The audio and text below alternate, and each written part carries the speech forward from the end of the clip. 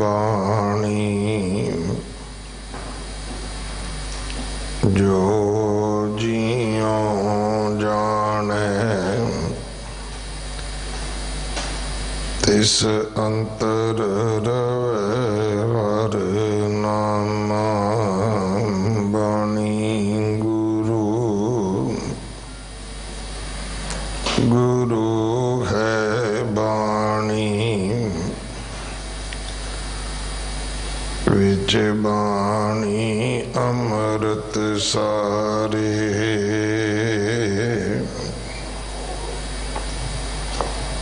गुर बाणी कहे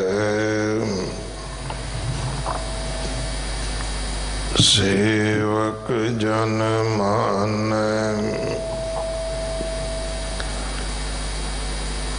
परतख गुरु निस्तारे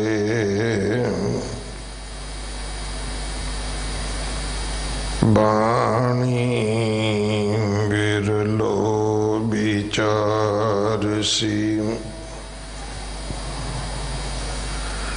जे को गुरमुख होए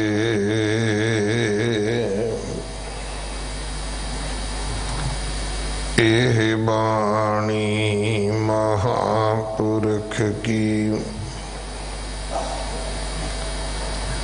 निज कर वासा होए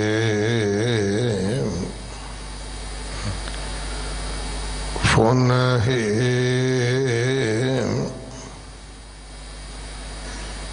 महला पंजवा एक ओंकार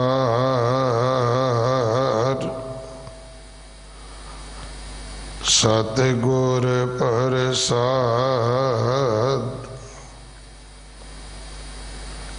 सखी काजल हार तंबोल सब किश साजिया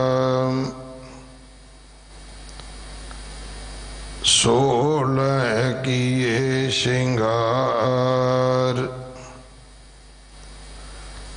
के अंजन पाजिया जे कर आवे कंत ता सब किश पाइए हर हा कंत बाज श्रृंगार सब बिरथा जाइए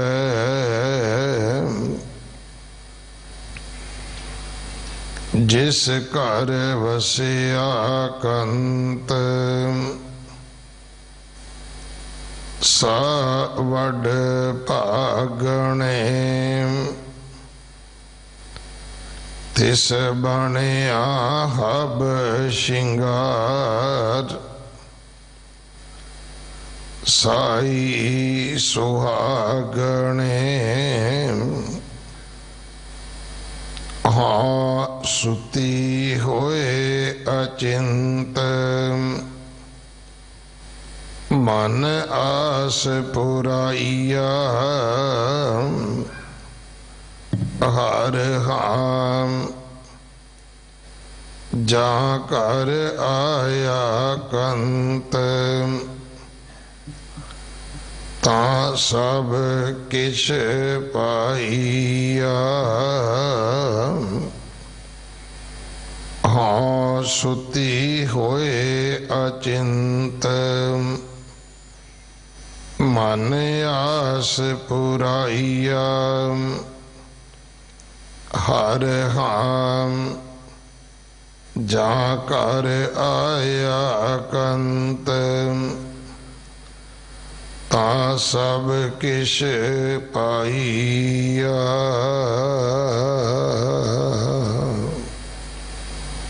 वाहिगुरु जी का खालसा वाहिगुरु वाहिगुरु जी की फतेह।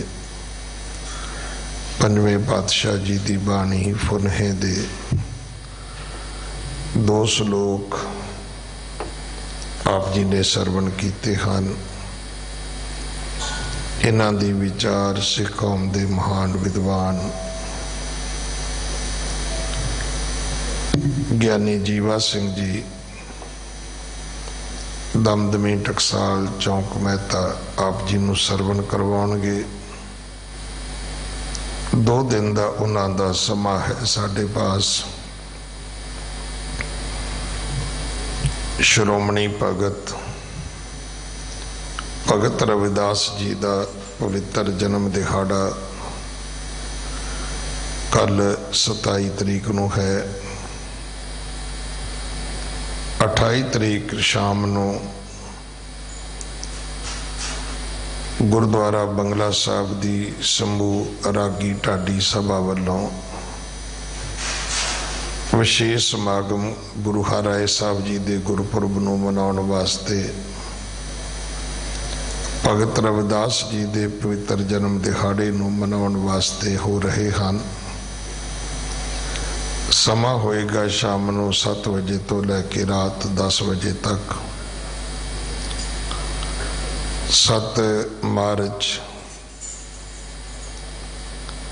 इंडिया का सब तो वड्डा किडनी डायलिसिस सेंटर खोलिया जा रहा है। गुरुद्वारा बाला साहब गुरु हरकृष्ण हॉस्पिटल गुरु 8वें पातशाह जी के नाम तो मनुखता की मानवता की सेवा आरंभ होनी है। तकरीबन 500 के करीब जो मरीज होणगे वो निता प्रति हर रोज अपना डायलिसिस करवा सकणगे और बहुत घट कीमत है। 11 तरीक नूं गुरुद्वारा बंगला साहब डायग्नोज सेंटर आरंभ होवेगा। यह हॉस्पिटल भी गुरु हरकृष्ण साहब महाराज जी के पवित्र नाम तो है और इत्थे बहुत सस्ते रेट ते सारे टेस्ट होणगे, खास करके गरीबां वास्ते। जिवें अनाउंस किया गया है कि MRI केवल 50 रुपए विच होवेगी। 15 तरीक नूं गुरुद्वारा रकाबगंज साहब जो गुरु ग्रंथ साहब महाराज दे जिथे पावन स्वरूप छपदे ने, महाराज दियां बीड़ा तैयार होंदियां ने, जिहड़ा उस अस्थान का कार्य सी पुनरुसारी सी उहदा भी बहुता चरण जिहड़ा है वो बन चुकिया है। सो 15 तरीक तो वो भी संगत दे सेवा वास्ते उसनूं खोल दिता जाएगा। सो इन्हां 3 समयां ते आप जी जरूर हाजरियां भरो, अरदास में शामिल होवो। सच्चे पातशाह आप अपनियां संगतां तो सेवा लैन, आप अपने सेवकां तो सेवा कराउण। अगले समय वास्ते गुरबाणी विचार सरवण करिए जी। वाहिगुरु जी का खालसा वाहिगुरु जी की फतेह। सतनाम श्री वाहिगुरु साहिब जीओ।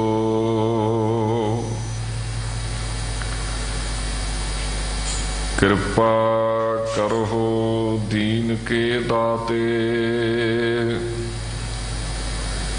मेरा गुण अवगुण ना विचारो कोई।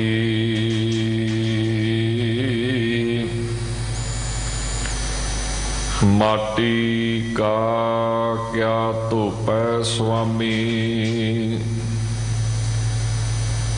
मानस की गत एही।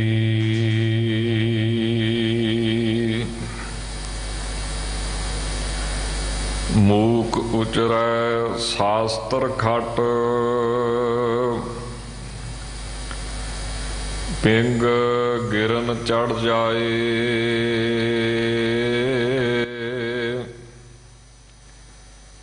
अंध लखै बदरो सुनै, जो काल ਕਿਰਪਾ ਕਰਾਏ।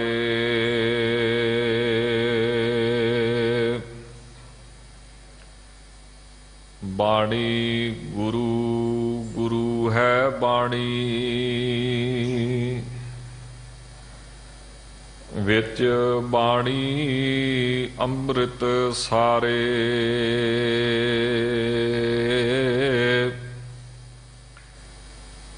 ਗੁਰਬਾਣੀ ਕਹੈ ਸੇਵਕ ਜਨ ਮਾਨੈ, ਪ੍ਰਤੱਖ ਗੁਰੂ ਨਿਸਤਾਰੇ।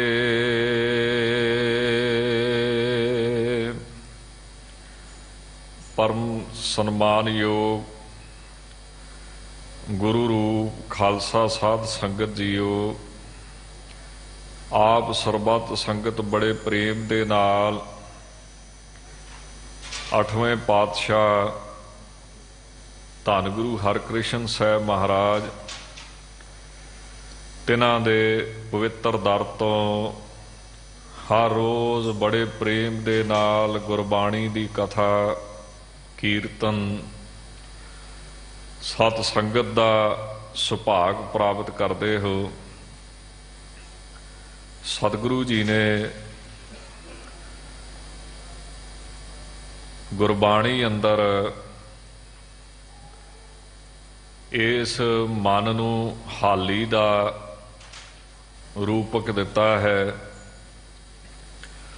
ਸਤ ਸੰਗਤ ਕਥਾ ਕੀਰਤਨ ਸੁਣਨਾ, ਫਿਰ ਉਹਨੂੰ ਮੰਨਣਾ, ਉਹਦੀ ਕਮਾਈ ਕਰਨੀ। ਇਸ ਪ੍ਰਕਾਰ ਨਾਮ ਦੀ ਕਮਾਈ ਕਰਕੇ, ਸੇਵਾ ਦੀ ਕਮਾਈ ਕਰਕੇ ਵਾਹਿਗੁਰੂ ਜੀ ਦੀ ਪ੍ਰਾਪਤੀ ਕਰਨੀ, ਇਹ ਯਤਨ ਸਤ ਸੰਗਤ ਵਿੱਚ ਬੈਠੇ ਹੋਏ ਸੱਜਣ ਹਰ ਰੋਜ਼ ਕਰਨ ਦਾ ਯਤਨ ਕਰਦੇ ਨੇ। ਸਤਿਗੁਰੂ ਜੀ ਦੇ ਬੋਲ ਨੇ, ਮਨ ਹਾਲੀ ਕਿਰਸਾਣੀ ਕਰਨੀ, ਸਰਮ ਪਾਣੀ ਤਨ ਖੇਤ, ਨਾਮ ਬੀਜ ਸੰਤੋਖ ਸੁਹਾਗਾ, ਰੱਖ ਗਰੀਬੀ ਵੇਸ। ਵੈਸੇ ਕਈ ਵਾਰੀ ਸਾਨੂੰ ਦੇਖਣ ਦੀ ਆਦਤ ਪੈ ਜਾਂਦੀ ਹੈ, ਕਈ ਵਾਰੀ ਸੁਣਨ ਦੀ ਵੀ ਆਦਤ ਪੈ ਜਾਂਦੀ ਹੈ। ਮੰਨਣ ਦੀ ਆਦਤ ਬਹੁਤ ਘੱਟ ਪੈਂਦੀ ਹੈ। ਦਰਸ਼ਨ ਜਿਹੜੇ ਨੇ ਇਹ ਵੀ ਇੱਕ ਪੌੜੀ ਹੈ ਵਾਹਿਗੁਰੂ ਜੀ ਦੇ ਤੱਕ ਪਹੁੰਚਣ ਦੀ। ਸੁਣਨਾ ਜਿਹੜਾ ਹੈ ਇਹ ਵੀ ਇੱਕ ਪੌੜੀ ਹੈ ਪਰਮੇਸ਼ਰ ਤੱਕ ਪਹੁੰਚਣ ਦੀ, ਤੇ ਮੰਨਣਾ ਜਿਹੜਾ ਹੈ ਇਹ ਸਾਧਨਾ ਹੈ, ਇਹ ਵੀ ਇੱਕ ਪੌੜੀ ਹੈ ਪਰਮੇਸ਼ਰ ਤੱਕ ਪਹੁੰਚਣ ਦੀ। ਪਰ ਜੇ ਕੋਈ ਸੱਜਣ ਪੌੜੀ ਤੇ ਹੀ ਖਲੋਤਾ ਰਵੇ, ਉੱਪਰ ਮੰਜ਼ਲ ਤੱਕ ਪਹੁੰਚੇ ਹੀ ਨਾ, ਤਾਂ ਫਿਰ ਇਹ ਵੀ ਇੱਕ ਮਨ ਦੀ ਚਤੁਰਾਈ ਹੈ, ਮਨ ਦੀ ਸ਼ੈਤਾਨੀ ਹੋਵੇਗੀ, ਜਿਹਨੇ ਸਾਨੂੰ ਭਰਮ ਦੇ ਵਿੱਚ ਪਾ ਦਿੱਤਾ। ਖੜੇ ਅਸੀਂ ਪੌੜੀ ਤੇ ਹਾਂ, ਸਮਝਦੇ ਹਾਂ ਕਿ ਮੰਜ਼ਿਲ ਮਿਲ ਗਈ। ਮੌਲਾਨਾ ਰੂਮੀ ਸਾਹਿਬ ਨੇ ਆਪਣੇ ਹਿਰਦੇ ਉੱਤੇ ਪ੍ਰੇਮ ਦੇ ਨਾਲ ਜਾਂ ਆਪਣੀ ਬੁੱਧੀ ਉੱਤੇ ਜ਼ੋਰ ਦੇ ਕੇ ਇੱਕ ਬੜੀ ਸੁੰਦਰ ਘਟਨਾ ਲਿਖੀ ਹੈ। ਉਹ ਲਿਖਦੇ ਨੇ ਕਿ ਕਿਸੇ ਸ਼ਿਕਾਰੀ ਨੇ ਜਾਲ ਪਾਇਆ, ਸੂਖਮ ਜਿਹਾ ਪੰਛੀ, ਬਹੁਤਾ ਵੱਡਾ ਨਹੀਂ ਸੀ, ਉਹ ਵਿੱਚ ਫਸ ਗਿਆ। ਜਿਵੇਂ ਚਿੜੀ ਮੰਨ ਲਓ ਜਾਂ ਛੋਟਾ ਪੰਛੀ ਮੰਨ ਲਓ। ਉਹਨੇ ਸ਼ਿਕਾਰੀ ਨੂੰ ਆਖਿਆ ਕਿ ਸੱਜਣਾ, ਜੇ ਤੂੰ ਮੈਨੂੰ ਛੱਡ ਦਵੇਂ ਤਾਂ ਮੈਂ ਤੈਨੂੰ 3 ਨਸੀਹਤਾਂ ਦਊਂਗਾ, ਤੇ ਤੂੰ ਆਪ ਦਿਮਾਗ ਦੇ ਨਾਲ ਸੋਚ ਬਈ ਤੂੰ ਬੱਕਰੇ ਛੱਤਰੇ ਖਾਣ ਵਾਲਾ ਬੰਦਾ ਹੈ ਤੇ ਮੇਰੇ ਨਾਲ ਤੇਰਾ ਕੀ ਢਿੱਡ ਭਰਨਾ ਹੈ। ਇਸ ਕਰਕੇ ਮੈਨੂੰ ਮਾਰ ਕੇ ਖਾਣ ਦੇ ਨਾਲ ਤੇਰੀ ਭੁੱਖ ਵੀ ਨਹੀਂ ਮਿਟਣੀ। ਇਹਦੇ ਨਾਲੋਂ ਚੰਗਾ ਹੈ ਮੈਂ ਤੈਨੂੰ 3 ਨਸੀਹਤਾਂ ਦੇਵਾਂ, ਪਰ ਸ਼ਰਤ ਇਹ ਹੈ, ਪਹਿਲੀ ਨਸੀਹਤ ਤੈਨੂੰ ਯਕੀਨ ਨਹੀਂ ਆਉਣਾ, ਤੂੰ ਸੋਚੇਂਗਾ ਵੀ ਇਹਨੇ ਮੈਨੂੰ ਧੋਖਾ ਦੇਣਾ, ਭਰਮ 'ਚ ਪਾ ਕੇ ਉੱਡ ਜਾਣਾ ਹੈ। ਮੈਂ ਤੇਰੇ ਹੱਥਾਂ 'ਚ ਹੀ ਦਊਂਗਾ, ਤੈਨੂੰ ਚੰਗੀ ਲੱਗੀ ਤੇ ਮੈਨੂੰ ਛੱਡ ਦੇਈਂ। ਦੂਜੀ ਨਸੀਹਤ ਮੈਂ ਦਰਖਤ ਦੀ ਟਹਿਣੀ ਤੇ ਬਹਿ ਕੇ ਦਊਂਗਾ, ਤੀਸਰੀ ਅਸਮਾਨ 'ਚ ਉੱਡਦਾ ਦਊਂਗਾ। ਸ਼ਿਕਾਰੀ ਨੂੰ ਇਦਾਂ ਜਾਪਿਆ ਵੀ ਇਹ ਧੋਖਾ ਕਰੇਗਾ ਮੇਰੇ ਨਾਲ, ਪਰ ਉਹਦੇ ਇੱਕ ਗੱਲ ਮਨ 'ਚ ਲੱਗ ਗਈ ਵੀ ਇਹਦੇ ਖਾਧਿਆਂ ਭੁੱਖ ਤੇ ਮਿਟਣੀ ਨਹੀਂ। ਪਰ ਦੂਸਰੀ ਮਨ 'ਚ ਆਈ ਵੀ ਕੁਝ ਨਾ ਖਾਣ ਨਾਲੋਂ ਕੁਝ ਖਾਣਾ ਤੇ ਚੰਗਾ ਹੀ ਹੈ। ਪਰ ਫਿਰ ਵੀ ਉਹਨੇ ਪਰਿੰਦੇ ਨੂੰ ਸਮਾਂ ਦਿੱਤਾ। ਪਰਥਾਏ ਸਾਖੀ ਮਹਾਂਪੁਰਖ ਬੋਲਦੇ, ਸਾਂਝੀ ਸਗਲ ਜਹਾਨੇ। ਬੋਲਣ ਵਾਲੇ ਤੇ ਬ੍ਰਹਮ ਗਿਆਨੀ ਮੌਲਾਨਾ ਰੂਮੀ ਸਾਹਿਬ ਨੇ, ਪਰ ਬੁਲਾਉਂਦੇ ਪਰਿੰਦੇ ਤੋਂ ਪਏ ਨੇ। ਉਸ ਪੰਛੀ ਨੇ ਪਹਿਲੀ ਨਸੀਹਤ ਦਿੱਤੀ ਕਿ ਨਾਮੁਮਕਿਨ ਚੀਜ਼ ਉੱਤੇ ਕਦੀ ਜ਼ਿੰਦਗੀ 'ਚ ਭਰੋਸਾ ਨਾ ਕਰੀਏ। ਉਹਨੂੰ ਬੜੀ ਗੱਲ ਪਸੰਦ ਆਈ। ਨਾਮੁਮਕਿਨ ਗੱਲ ਉੱਤੇ ਕਦੀ ਭਰੋਸਾ ਨਾ ਕਰੇ, ਉਹਨੂੰ ਗੱਲ ਪਸੰਦ ਆਈ, ਉਹਨੇ ਛੱਡਤਾ। ਉਹ ਜਦੋਂ ਟਾਹਣੀ ਤੇ ਬਹਿ ਗਿਆ, ਟਾਹਣੀ ਤੇ ਚਲੇ ਗਿਆ, ਉਹਦੇ ਹੱਥਾਂ ਦੇ ਵਿੱਚੋਂ ਆਜ਼ਾਦ ਹੋ ਗਿਆ।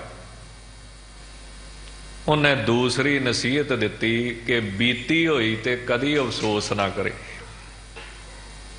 ਕਿਉਂ ਇਹ ਵੀ ਇੱਕ ਮਨ ਦੀ ਚਾਲ ਹੈ।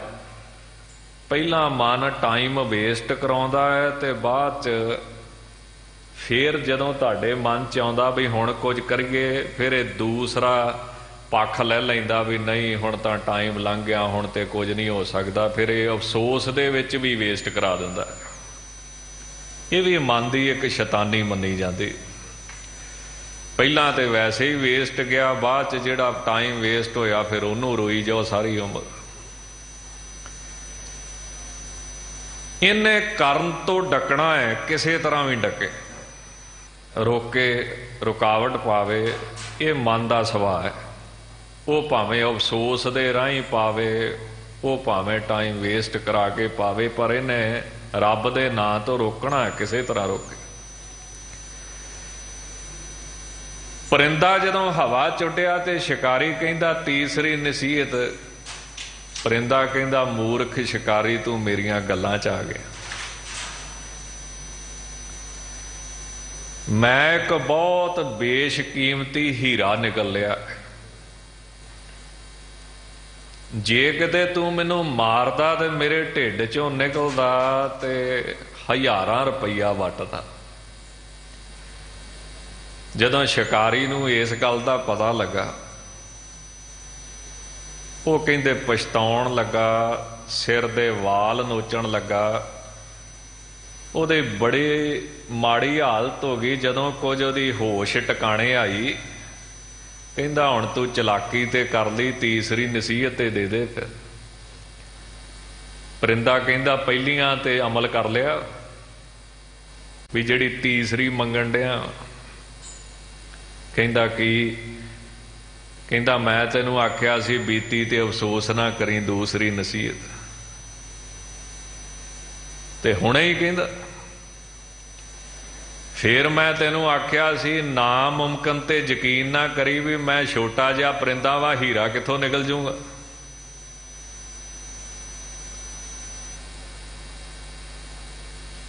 ਸ਼ਿਕਾਰੀ ਦੇ ਗੱਲ ਸਮਝ 'ਚ ਆਈ। ਉਹ ਕਹਿਣ ਲੱਗਾ ਚੱਲ ਜਾਂਦਾ ਜਾਂਦਾ ਹੁਣ ਤੀਸਰੀ ਤੇ ਦੱਸ ਜਾ। ਕਹਿੰਦਾ ਮੂਰਖ ਨੂੰ ਉਪਦੇਸ਼ ਦੇਣਾ, ਬੰਜਰ ਧਰਤੀ 'ਚ ਬੀਜ ਬੋਜਣਾ। जिथे उगण की कोई आस नहीं हैगी। सतगुरु बाणी दे विच बड़ा सोहना फरमाउंदे ने, कहंदे रात दिन मैं सुनिया भी पढ़िया भी, पर वो गल ना बनी जिहड़ी बननी चाहिए। बीत जय है, बीत जय है जन्म अकाज रे, निस दिन तू सुन के पुराण समझत नह रे, अजान काल तो पहुँच्यो आन, कहाँ जय है भाज रे। ये साडा हिरदा ना ये बंजर धरती है। साडे सतगुरां ने साडे उत्ते बड़ा वड्डा तरस कीता, जिहड़ी मर्यादा दिती ना, जिवें गुरद्वारा एक संस्था है, वखरी मर्यादा है, इसे तरह सतसंग एक मर्यादा है, संस्था है। ते सतसंग दे विच बहण वाला सज्जण जिहड़ा है, वो हर रोज अपने हिरदे रूपी खेती दे विचों वकारां रूप नदीन नूं, गंदगी नूं कढदा है। जिवें जिस राह ते रोज लोग तुरे जाण उत्थे घाह फूस नहीं हुंदा। पाठ रोज करते रहिए, नितनेम रोज करते रहिए, नेम रोज रखते रहिए, तां वकारां रूप घादक हिरदे विच पैदा होण तो बचिया रहिंदा है। ते जिधर दी लंघना छड्ड दईए, देख लो सड़कां नवीआं बण जांदियां, पुराणियां जिथे छड्ड दिंदे ने वरतणियां, वो फिर उसे तरह ही घाह फूस आदक उग पैंदा उत्थे। सतगुरु ने तरीका दिता सत संगत की है, जिथे असी अपने हिरदे रूप बंजर धरती की सफाई करके नाम का बीज बीजना है। महाराज फरमाउंदे मन हाली किरसाणी करनी, सरम पानी तन खेत, मन नूं किसान बनाउणा है। क्यों ये संकल्प करेगा तो काम चलेगा। ये दृढ़ संकल्प करे फिर काम हो सकता, नहीं तो नहीं हो सकता। ये फुरना लियावेगा तो काम चलेगा।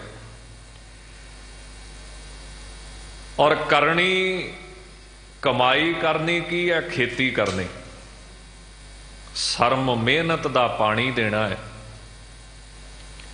नाम बीजना है, ते संतोख रखना पवेगा। बीज अज बीजिया, अज ही उन्होंने फल नहीं लगना, वो पुंगरेगा, उगेगा, बूटा बनेगा, पौधा बनेगा, फिर हौली हौली उन्होंने फल लगेगा। मीह हनेरी उत्ते झलेगा, फिर किते जाके वो पकेगा। संतोख रखना, गरीबी वेस रखना, निमरता रखनी, ये नाम दे बीज नूं बचाउण वास्ते वाड़ करनी है। ये सतगुरु की कृपा है, मेहर है, तरस है कि जिन्हां ने साडे उत्ते कृपा करके सानू इहो जिहा सिस्टम दिता है। हर रोज नितनेम दा, हर रोज सतसंगत दा, हर रोज हुक्मनामा श्रवण करन दा। सो आओ बड़े प्रेम दे नाल जो पुन है बाणी की कथा चलती पई है, ये दो पद हो चुके ने। तीसरी पौड़ी तो इसकी विचार अज आरंभ होण जा रही है। बड़े प्रेम दे नाल आप सारियां संगतां सुणन दा यतन करो। एक वारी रसना करिए पवित्र, सतगुरु जी दे चरनां विच हाज़री लवाइए। आखो जी वाहिगुरु जी का खालसा, वाहिगुरु जी की फतेह। सतनाम श्री वाहिगुरु जी। सखी काजल हार तंबोल, सबै किछ साजिया। ज्ञान दे साधन, ज्ञान दी समगरी, ਪਤੀ ਰੂਪ ਪਰਮੇਸ਼ਰ ਨੂੰ ਮਿਲਣ ਵਾਸਤੇ ਕਿਹੜੇ-ਕਿਹੜੇ ਸਾਧਨ ਜੀਵ ਰੂਪ ਇਸਤਰੀ ਕਰਦੀ। ਧੰਨ ਗੁਰੂ ਅਰਜਨ ਦੇਵ ਸਾਹਿਬ ਮਹਾਰਾਜ ਸ਼ਹੀਦਾਂ ਦੇ ਸਰਤਾਜ ਬੜੇ ਪ੍ਰੇਮ ਦੇ ਨਾਲ ਬਾਹਰਲਾ ਦ੍ਰਿਸ਼ਟਾਂਤ ਦਿੰਦੇ ਨੇ। ਜਿਵੇਂ ਰੂਪਕ ਹੁੰਦੇ ਨੇ ਨਾ, ਜਿੰਨੇ ਵੀ ਪੁਰਾਣੇ ਗ੍ਰੰਥ ਨੇ ਨਾ, ਇਹਨਾਂ 'ਚ ਰੂਪਕ ਬਹੁਤ ਵਰਤੇ। ਜਿਵੇਂ ਬ੍ਰਹਮਾ ਜੀ ਦੇ 4 ਮੂੰਹ, ਹੁਣ ਉਹ ਕੀ ਆ ਰੂਪਕ। ਉਹਦਾ ਅਰਥ ਕੀ ਬਣਦਾ ਹੈ ਕਿ ਕਰੁਣਾ, ਮੁਦਤਾ, ਮੈਤਰੀ, ਉਪੇਖਿਆ, ਜਾਂ ਧਰਮ, ਅਰਥ, ਕਾਮ, ਮੋਕਸ਼, ਜਾਂ ਚਾਰੇ ਪਾਸੇ ਜਿਹੜਾ ਵਾਹਿਗੁਰੂ ਦੇਖਦਾ ਪਿਆ ਹੈ, ਸਭ ਜਾਣਦਾ ਪਿਆ ਹੈ। ਇਸੇ ਤਰ੍ਹਾਂ ਰਾਵਣ ਦੇ 10 ਸਿਰ, ਇਹ ਕੀ ਆ ਰੂਪਕ। ਇਹਦਾ ਅਰਥ ਕੀ ਹੈ, ਮਹਾਨ ਵਿਦਵਾਨ, 10 ਸਿਰਾਂ ਜਿੰਨਾ ਗਿਆਨ, ਨੌਲੇਜ, ਪ੍ਰਕਾਂਡ, ਵਿਦਵਾਨ, ਮਹਾਪੰਡਤ, ਉਹ ਕੀ ਹੈ ਰਾਵਣ। ਇਸ ਤਰ੍ਹਾਂ ਬੜੇ ਰੂਪਕ ਮੰਨੇ ਨੇ ਗੁਰਬਾਣੀ ਦੇ ਵਿੱਚ, ਦ੍ਰਿਸ਼ਟਾਂਤ ਮੰਨੇ ਨੇ। ਕਈ ਸੱਜਣ ਤੇ ਰੂਪਕ ਦੀ ਪੂਜਾ ਕਰਨ ਲੱਗ ਪੈਂਦੇ। ਜਿਹੜੇ ਗਿਆਨੀ ਸੱਜਣ ਹੁੰਦੇ ਨੇ ਉਹ ਰੂਪਕ ਦੀ ਪੂਜਾ ਨਹੀਂ ਕਰਦੇ, ਉਹਦੇ ਅਰਥ ਨੂੰ ਕੱਢ ਕੇ ਉਹਨੂੰ ਵਿਚਾਰਦੇ ਨੇ ਤੇ ਉਹਨੂੰ ਧਾਰਦੇ ਨੇ। ਜਿਵੇਂ ਇੱਕ ਬੜਾ ਪ੍ਰਸਿੱਧ ਰੂਪਕ ਸੀ ਕਿ ਇਹ ਜਿਹੜੀ ਧਰਤੀ ਹੈ ਇਹ ਬਲਦ ਦੇ ਸਿੰਗਾਂ ਤੇ ਖੜੀ ਹੈ, ਪਰ ਬ੍ਰਹਮ ਗਿਆਨੀਆਂ ਨੇ ਇਹਦਾ ਅਰਥ ਕੀ ਕੱਢਿਆ, ਸਤਿਗੁਰੂ ਨੇ ਅਰਥ ਕੀ ਕੱਢਿਆ, ਧਰਮ ਦੇ ਸਿਰ ਤੇ ਖੜੀ ਹੈ। ਨਾਮ ਕੇ ਧਾਰੇ ਸਗਲੇ ਜੰਤ, ਨਾਮ ਕੇ ਧਾਰੇ ਖੰਡ ਬ੍ਰਹਿਮੰਡ, ਵਾਹਿਗੁਰੂ ਦੇ ਸਿਰ ਤੇ ਹੈ ਸਭ ਕੁਝ। ਤਾਂ ਕਈ ਸੱਜਣ ਤੇ ਰੂਪਕ ਦੀ ਪੂਜਾ ਹੀ ਕਰਦੇ ਨੇ ਸਾਰੀ ਉਮਰ, ਪਰ ਜਿਹੜੇ ਗਿਆਨ ਕਾਂਡ ਵਿੱਚ ਆ ਜਾਂਦੇ ਨੇ ਉਹ ਫਿਰ ਅਰਥ ਦੀ ਵਿਚਾਰ ਕਰਨ ਲੱਗ ਪੈਂਦੇ ਨੇ ਤੇ ਅਰਥ ਦਾ ਨਿਧਿਆਸਣ ਕਰਦੇ। ਉਦਾਹਰਣ ਹੈ ਬਾਹਰਲੀ ਜੀਵ ਇਸਤਰੀ ਦੀ ਵੀ, ਉਹ ਪਤੀ ਦੀ ਪ੍ਰਾਪਤੀ ਵਾਸਤੇ ਕਿੰਨੇ ਸਾਧਨ ਕਰਦੀ ਹੈ। ਤੇ ਬਾਹਰਲੇ ਸਾਧਨ ਕੀ ਹੁੰਦੇ ਆ, ਉਹ ਕੀ ਆ, ਅੱਖਾਂ 'ਚ ਕਾਜਲ, ਸੁਰਮਾ ਪਾਉਣਾ। ਵੈਸੇ ਸੁਰਮੇ ਦੀ ਵੀ ਜੇ ਕਹਾਣੀ ਪੜ੍ਹੀਏ ਨਾ, ਪੁਰਾਣੀ ਇਤਿਹਾਸ ਪੜ੍ਹੀਏ, ਤੇ ਇਹ ਵੀ ਬੜਾ ਰੌਚਕ ਆ ਵੀ ਸੁਰਮਾ ਕਿੱਥੋਂ ਦੁਨੀਆ ਵਿੱਚੋਂ ਚੱਲਿਆ। ਤੇ ਦੂਸਰੇ ਪਾਸੇ ਹਾਰ ਪਾਉਣਾ, ਤੰਬੋਲ, ਪਾਨਾਂ ਦਾ ਬੀੜਾ ਚੱਬਣਾ ਕਿ ਮੂੰਹ ਦੇ ਵਿੱਚੋਂ ਸੁਗੰਧੀ ਆਵੇ। ਇਹ ਸਾਰੇ ਸਾਜਦੀ ਹੈ, ਆਪਦੇ ਸਰੀਰ ਤੇ ਕਰਦੀ ਹੈ। ਤਾਂ ਮਹਾਰਾਜ ਫਰਮਾਉਂਦੇ ਨੇ ਕਿ ਕੱਜਲ ਅੱਖਾਂ 'ਚ, ਹਾਰ ਗਲ 'ਚ, ਪਾਨਾਂ ਦਾ ਬੀੜਾ ਚੱਬਣਾ, ਇਹ ਸਾਰੇ ਸਾਜੇ। ਤੇ ਅੱਗੇ ਫਰਮਾਉਂਦੇ ਹਨ, ਸੁਲਹ ਕੀਏ ਸਿਗਾਰ ਕੇ ਅੰਜਨ ਪਾਜਿਆ। ਤੇ 16 ਸ਼ਿੰਗਾਰ ਕੀਤੇ ਤੇ ਅੰਜਨ ਸੁਰਮਾ ਅੱਖਾਂ ਦੇ ਵਿੱਚ ਪਾਇਆ। ਕੱਜਲ ਦੀਵੇ ਦਾ ਤੇ ਸੁਰਮਾ ਜਿਹੜਾ ਅੱਜ ਕੱਲ੍ਹ ਚੱਲਦਾ ਹੈ, ਇਹ ਅੱਖਾਂ ਦੇ ਵਿੱਚ ਪਾ ਲਿਆ। ਹੁਣ ਇਹ ਤੇ ਹੋ ਗਈ ਬਾਹਰਲੀ ਗੱਲ। ਇਸੇ ਤਰ੍ਹਾਂ ਜਿਹੜਾ ਸਾਧਕ ਹੈ ਉਹ ਪਰਮਾਤਮਾ ਨੂੰ ਮਿਲਣ ਵਾਸਤੇ ਉਹ ਸਖੀ, ਉਹ ਜੀਵ ਰੂਪ ਇਸਤਰੀ ਕੀ ਕਰਦੀ ਹੈ, ਸ਼ਾਸਤਰਾਂ ਦਾ ਗਿਆਨ ਰੂਪੀ ਸੁਰਮਾ ਅੱਖਾਂ 'ਚ ਪਾਉਂਦੀ ਵੀ ਮੈਂ ਇੰਨੇ ਸ਼ਾਸਤਰ ਪੜ੍ਹੇ ਨੇ, ਇੰਨੇ ਗ੍ਰੰਥਾਂ ਦਾ ਗਿਆਤਾ ਹਾਂ, ਇੰਨੀਆਂ ਭਾਸ਼ਾ ਮੈਨੂੰ ਆਉਂਦੀਆਂ ਨੇ, ਨਿਆਏ ਪੜ੍ਹਿਆ ਹਾਂ, ਵਿਦਾਂਤ ਪੜ੍ਹਿਆ ਹਾਂ, ਜਾਂ ਫਿਰ ਕਾਵਿ ਸ਼ਾਸਤਰ ਪਿੰਗਲ ਦਾ ਵੀ ਗਿਆਤਾ। ਇਹ ਕੀ ਹੋ ਗਿਆ, ਅੱਖਾਂ ਦਾ ਕਾਜਲ। ਹਾਰ ਕੀ ਹੈ, ਜਿਹੜਾ ਮੂੰਹ ਤੋਂ ਹਰ ਹਰ ਕਰਦੇ ਰਹਿਣਾ। ਧੰਨ ਗੁਰੂ ਅਮਰਦਾਸ ਸਾਹਿਬ ਕਹਿੰਦੇ ਕਿਤੇ ਮੂੰਹ ਤੋਂ ਹੀ ਨਾ ਹੋ ਜੇ, ਅੰਦਰ ਵੀ ਜਾਵੇ। ਹਰ ਹਰ ਨਿਤ ਜਪੈ ਰਸਨਾ, ਕਹਿਆ ਕਛੂ ਨਾ ਜਾਣੀ। ਜਿਵੇਂ ਕਹਿੰਦੇ ਨਾ, ਮੂੰਹੋਂ ਰਾਮ ਰਾਮ ਤੇ ਬਗਲ ਮੇ ਛੁਰੀ, ਉਤੋਂ ਤੇ ਰਾਮ ਰਾਮ ਕਹਿਣਾ ਆਏ ਨੂੰ। ਤਾਂ ਮੂੰਹ ਤੋਂ ਹਰ ਹਰ ਕਰਦੇ ਰਹਿਣਾ ਤੇ ਤੰਬੋਲ ਦਾ ਅਰਥ ਅੰਤਰੀਵ ਮਹਾਂਪੁਰਸ਼ ਕਰਦੇ ਨੇ ਮਹਾਂਵਾਕਾਂ ਦਾ ਉਚਾਰਨਾ। ਵੇਦਾਂ ਦੇ 4 ਮਹਾਂਵਾਕ ਮੰਨੇ ਨੇ। ਸ਼ਾਇਦ ਰਿਗਵੇਦ ਦਾ ਮਹਾਂਵਾਕ ਹੈ ਪ੍ਰਗਿਆਨਮ ਆਨੰਦ ਬ੍ਰਹਮ। ਇਸੇ ਤਰ੍ਹਾਂ ਅਹੰ ਬ੍ਰਹਮਸਮੀ, ਇਸੇ ਤਰ੍ਹਾਂ ਤਤਵਮਸੀ, ਇਸੇ ਤਰ੍ਹਾਂ ਅਯਮ ਆਤਮਾ ਬ੍ਰਹਮ। 4 ਵੇਦਾਂ ਦੇ 4 ਮਹਾਂਵਾਕ ਉਚਾਰਦੇ ਰਹਿਣਾ। ਉਚਾਰਨ ਦਾ ਮਤਲਬ ਆਪਣੇ ਆਪ ਨੂੰ ਅਹੰ ਬ੍ਰਹਮ, ਕਿ ਮੈਂ ਬ੍ਰਹਮ ਹਾਂ, ਮੈਂ ਪਰਮੇਸ਼ਰ ਹਾਂ, ਇਹ ਭਾਵਨਾ ਰੱਖਣੀ, ਇਹ ਭਾਵ ਲਿਆਉਣਾ ਕਿ ਮੈਂ ਪਰਮੇਸ਼ਰ ਹਾਂ, ਮੇਰੇ ਵਿੱਚ ਤੇ ਪਰਮੇਸ਼ਰ ਦੇ ਵਿੱਚ ਕੋਈ ਫਰਕ ਨਹੀਂ। ਵੈਸੇ ਜਿਹੜੀ ਵਿਦਿਆ ਪੜ੍ਹੀਏ ਨਾ, ਗੁਰਬਾਣੀ ਉਹਨਾਂ ਅਰਥਾਂ 'ਚ ਹੀ ਮਹਿਸੂਸ ਹੋਣ ਲੱਗ ਪੈਂਦੀ ਹੈ।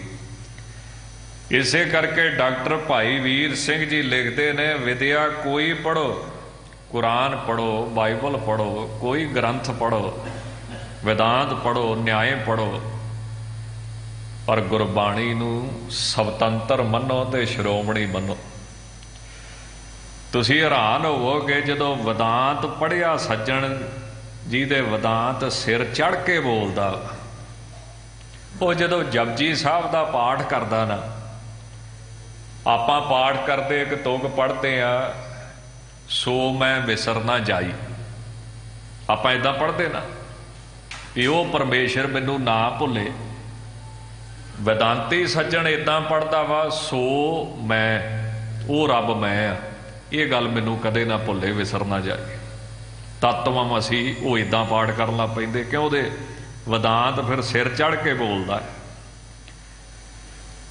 ਤਾਂ ਇਹਨੂੰ ਕੀ ਭਾਵਨਾ ਕੀ ਵੀ ਮੈਂ ਬ੍ਰਹਮ, ਮੈਂ ਰੱਬ ਹਾਂ ਤੇ ਮੈਨੂੰ ਕੋਈ ਪਾਪ ਨਹੀਂ ਲੱਗਦਾ।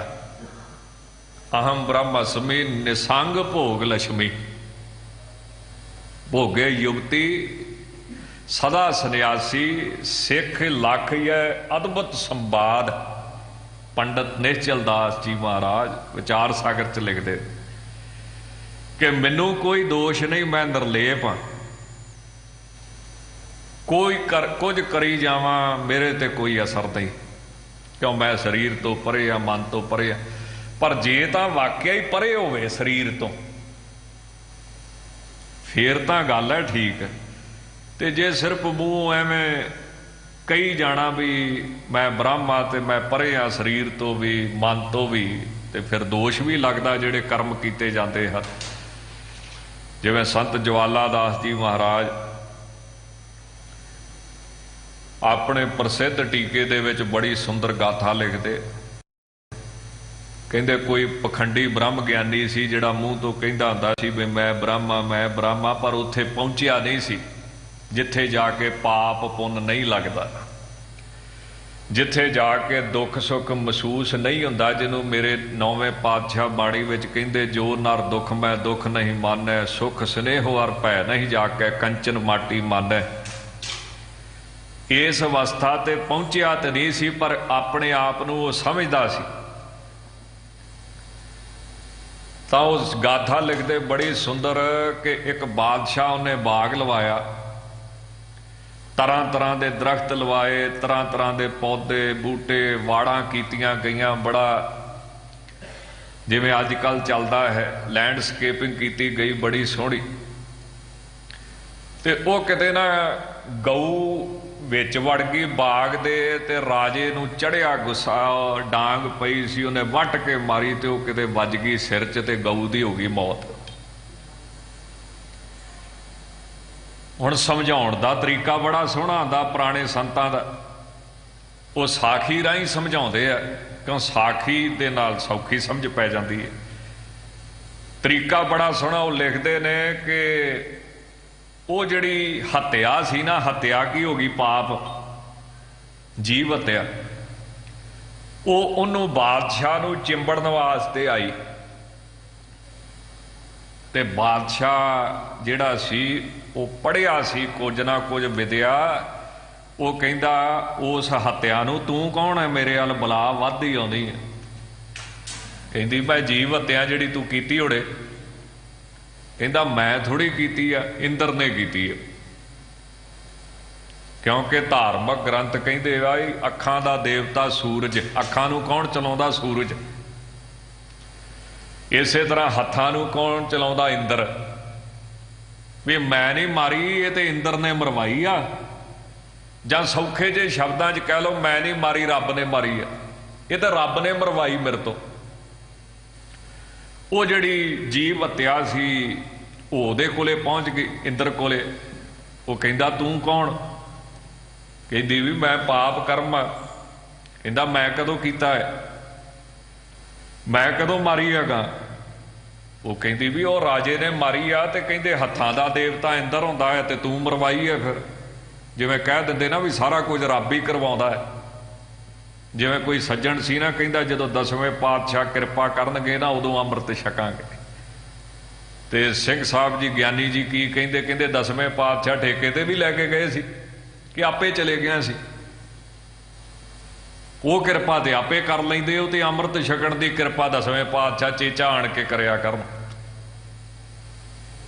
ਬਾਕੀ ਸਾਰੀਆਂ ਕਿਰਪਾ ਅਸੀਂ ਆਪ ਕਰ ਲਈਏ, ਤੇ ਬਾਣੀ ਪੜ੍ਹਨ ਦੀ ਕਿਰਪਾ ਗੁਰੂ ਕਰੇ, ਅੰਮ੍ਰਿਤ ਛਕਣ ਦੀ ਕਿਰਪਾ 10ਵੇਂ ਪਾਤਸ਼ਾਹ ਕਰਨ। ਉੱਦਾਂ ਨਹੀਂ, ਉਹ ਆਣ ਕੇ ਬਾਂਹ ਫੜ ਕੇ ਕਹਿਣ ਬਈ ਫਲਾਨਾ ਸਿਆ ਆ ਜਾ ਚੱਲੀਏ, ਅੱਜ ਅੰਮ੍ਰਿਤ ਸੰਚਾਰ ਹੋਣਾ, ਤੈਨੂੰ ਛਕਾਈਏ। ਉਹ ਜਦੋਂ ਇੰਦਰ ਦੇ ਕੋਲੇ ਚਲੇ ਗਈ ਤੇ ਇੰਦਰ ਕਹਿੰਦਾ ਤੂੰ ਕੌਣ? ਕਹਿੰਦਾ ਜੀਵ ਹੱਤਿਆ ਰਾਜੇ ਨੇ ਕੀਤੀ। ਕਹਿੰਦਾ ਫਿਰ ਉਹਨੂੰ ਚਿੰਬੜ ਜਾ ਕੇ, ਉਹ ਤੋਂ ਲੇਖਾ ਲੈ। ਉਹ ਕਹਿੰਦੀ, ਉਹ ਕਹਿੰਦਾ ਹੈ ਵੀ ਹੱਥਾਂ ਦਾ ਦੇਵਤਾ ਇੰਦਰ ਆ, ਉਹਨੇ ਕਰਾਈ ਇਹ ਸਾਰੀ ਕਰਤੂਤ। ਕਹਿੰਦਾ ਖਲੋ ਜਾ ਫਿਰ ਵੇਖ ਲੈਣ ਦੇ ਮੈਨੂੰ, ਜੇ ਤੇ ਹੋਇਆ ਉਹ ਵਾਕਿਆ ਹੀ ਬ੍ਰਹਮ ਗਿਆਨੀ, ਫਿਰ ਮੈਂ ਕੀ ਤੂੰ ਕੀ, ਦੁਨੀਆ ਉਹਦਾ ਵਾਲ ਵਿੰਗਾ ਨਹੀਂ ਕਰ ਸਕਦੀ। ਤੇ ਜੇ ਐਵੇਂ ਗੱਲਾਂ ਵਾਲਾ ਹੋਇਆ ਤੇ ਫਿਰ ਉਹਦੇ ਗਾਲੀ ਤੈਨੂੰ ਪੈਣਾ ਪੈਣਾ। ਚਲੋ ਬਾਦਸ਼ਾਹ ਇੰਦਰ ਜਿਹੜਾ ਸੀ ਉਹਨੇ ਰੂਪ ਧਾਰਿਆ ਅਮੀਰ ਦਾ, ਤੇ ਰਾਜੇ ਨੂੰ ਮਿਲਿਆ, ਤੇ ਰਾਜੇ ਨੂੰ ਕਹਿੰਦਾ ਮੈਂ ਆਸਣ ਬਾਗ ਚ ਲਾਉਣਾ। ਉਹ ਕਹਿੰਦੇ ਲਾ ਲਓ, ਅਮੀਰ ਬੰਦਿਆਂ ਨਾਲ ਰੱਖਦੇ ਹੀ ਆ ਸਾਰੇ। ਰਾਜੇ ਨੂੰ ਪੁੱਛਣ ਲੱਗ ਪਿਆ, ਮਹਾਰਾਜਾ ਪੌਦੇ ਬੜੇ ਸੋਹਣੇ ਆ, ਕਿੰਨੇ ਲਾਏ? ਕਹਿੰਦਾ ਮੈਂ ਲਾਏ ਆ। ਵਾੜ ਬੜੀ ਸੋਹਣੀ ਕੀਤੀ ਹੈ, ਇਹ ਕਿੰਨੇ ਕੀਤੀ ਹੈ? ਕਹਿੰਦਾ ਮੈਂ ਕੀਤੀ ਹੈ। ਆ ਦਰਖਤ ਬੜੇ ਸੋਹਣੇ ਲਾਏ, ਇਹ ਕਿੰਨੇ ਲਾਏ ਆ? ਕਹਿੰਦਾ ਮੈਂ ਲਾਏ। ਆ ਫੁਹਾਰਾ ਕਿੰਨੇ ਲਵਾਇਆ? ਕਹਿੰਦਾ ਮੈਂ ਲਵਾਇਆ। ਅੱਗੇ ਗਾਂ ਮਰੀ ਪਈ ਸੀ, ਕਹਿੰਦਾ ਇਹ ਕਿੰਨੇ ਮਾਰੀ ਆ? ਕਹਿੰਦਾ ਇੰਦਰ ਨੇ। ਇੰਦਰ ਨੇ ਹੱਥ ਫੜ ਲਿਆ, ਕਹਿੰਦਾ ਪੌਦੇ ਤੂੰ ਲਵਾਵੇਂ, ਵਾੜਾਂ ਤੂੰ ਕਰਾਵੇਂ, ਫੁਹਾਰੇ ਤੂੰ ਲਵਾਵੇਂ, ਦਰਖਤ ਤੂੰ ਲਵਾਵੇਂ, ਤੇ ਗਾਂ ਮੈਂ ਮਾਰਾਂ। ਇਹ ਸੱਜਣਾ ਤੂੰ ਮਾਰੀ ਆ ਤੇ ਤੈਨੂੰ ਹੀ ਲੱਗਣੀ ਹੈ। ਤਾਂ ਇਹਨੂੰ ਕਹਿੰਦੇ ਨੇ ਪਖੰਡ ਕਰਨਾ ਵੀ ਮੈਂ ਬ੍ਰਹਮ ਹਾਂ, ਮੈਂ ਰੱਬ ਹਾਂ, ਮੈਂ ਜੋ ਮਰਜ਼ੀ ਕਰਾਂ, ਮੈਨੂੰ ਕੋਈ ਪਾਪ ਨਹੀਂ ਲੱਗਦਾ। ਮਹਾਰਾਜ ਕਹਿੰਦੇ ਇਦਾਂ ਦੇ ਪਾਨਾਂ ਦੇ ਬੀੜੇ ਮਹਾਂਵਾਕਾਂ ਦੇ ਚੱਬਦਾ ਰਿਹਾ। ਔਰ 16 ਕੀਏ ਸਿਗਾਰ, 16 ਸ਼ਿੰਗਾਰ ਮੰਨੇ ਨੇ ਸ਼੍ਰੀਮਾਨ ਭਾਈ ਮਨੀ ਸਿੰਘ ਜੀ ਮਹਾਰਾਜ ਵੀ 3 ਕਾਲੇ 2 ਉਜਲੇ ਪਤਲੇ 5 ਪ੍ਰਕਾਰ, 4 ਕਠਨ 2 ਚੀਕਨੇ, 16 ਯਹ ਨਿਰਧਾਰ। ਇੱਕ ਈਸ਼ਵਰ ਕ੍ਰਿਤ ਤੇ ਇੱਕ ਜੀਵ ਕ੍ਰਿਤ। ਇੱਕ ਰੱਬ ਦੇ ਬਣਾਏ 16 ਸ਼ਿੰਗਾਰ, ਤੇ ਇੱਕ ਜਿਹੜਾ ਬੰਦੇ ਦੇ ਬਣਾਏ 16 ਸ਼ਿੰਗਾਰ। ਮਹਾਂਪੁਰਸ਼ ਦੱਸਦੇ ਕਿ ਸ਼੍ਰੀਮਾਨ ਭਾਈ ਮਨੀ ਸਿੰਘ ਜੀ ਨੇ ਪਹਿਲੀ ਵਾਰ ਦੇ ਟੀਕੇ ਵਿੱਚ ਲਿਖੇ ਹੋਏ ਨੇ ਸਾਰੇ ਭਾਈ ਗੁਰਦਾਸ ਸਾਹਿਬ ਜੀ ਦੀ ਵਾਰ। ਤਾਂ ਇਹ ਵੀ ਕੀਤੇ ਭਾਵ ਸਾਧਨ ਕੀਤੇ, ਕਿਹੜੇ ਕਿਹੜੇ ਕੀਤੇ? 16 3 ਕਾਲੇ, 3 ਕਾਲ ਸੰਧਿਆ ਕਰਦਾ ਰਿਹਾ, ਸਵੇਰ ਦੀ, ਦੁਪਹਿਰ ਦੀ ਤੇ ਰਾਤ ਦੀ ਸੰਧਿਆ ਪਾਠ ਪੂਜਾ ਕਰਦਾ ਰਿਹਾ। 2 ਉਜਲੇ, ਲੋਕ ਪਰਲੋਕ ਦੇ ਵਿੱਚ ਉਜਲ ਜਸ ਪ੍ਰਾਪਤ ਕੀਤਾ।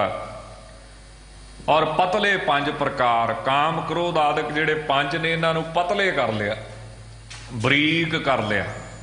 ਇਹਨਾਂ ਵੱਲੋਂ ਵਿਰਗਤੀ ਰੱਖ ਕੇ ਇਹਨਾਂ ਦਾ ਅਸਰ ਘਟਾ ਦਿੱਤਾ। 4 ਕਠਨ, ਉਹ ਕੀ? ਸਮਦਮ ਸ਼ਰਧਾ ਤੀਸਰੀ, ਸਮਾਧਾਨ ਉਪਰਾਮ ਖਟੀ ਤਤਿਕਸ਼ਾ ਜਾਨੀਐ ਭਿੰਨ ਭਿੰਨ ਯੈ ਨਾ। ਸਮ ਕੀਤਾ, ਦਮ ਕੀਤਾ, ਸ਼ਰਧਾ ਤਤਿਕਸ਼ਾ, ਇਹ ਕਠਨ ਸਾਧਨ ਵੀ ਕੀਤੇ। ਔਰ 2 ਉਜਲੇ, ਮਨ ਤੇ ਬੁੱਧ, ਇਹ 2 ਪ੍ਰੇਮ ਦੇ ਵਿੱਚ ਸਨਿਗਧ ਕੀਤੀਆਂ। ਇਹ 16 ਸਾਧਨ ਇਹ ਵੀ ਕਰ ਲਏ। ਤੇ ਅੰਜਨ ਪਾਜਿਆ, ਤੇ ਅੱਖਾਂ ਦੇ ਵਿੱਚ ਸ਼ਾਸਤਰ ਗਿਆਨ ਦਾ ਸੁਰਮਾ ਵੀ ਪਾ ਲਿਆ। ਜੇ ਘਰ ਆਵੇ ਕੰਤ ਤਾਂ ਸਭ ਕਿਛ ਪਾਈਐ। ਇਹ ਜਿੰਨੇ ਸਾਧਨ ਕੀਤੇ ਨੇ, ਜਿਵੇਂ ਬਾਹਰਲੀ ਇਸਤਰੀ ਦੇ ਸ਼ਿੰਗਾਰ ਕੀਤੇ ਤਾਂ ਸਫਲੇ ਨੇ ਜੇ ਉਹਦੇ ਘਰ ਦੇ ਵਿੱਚ ਪਤੀ ਆਵੇ, ਉਹਨੂੰ ਪਤੀ ਦੀ ਪ੍ਰਾਪਤੀ ਹੋਵੇ।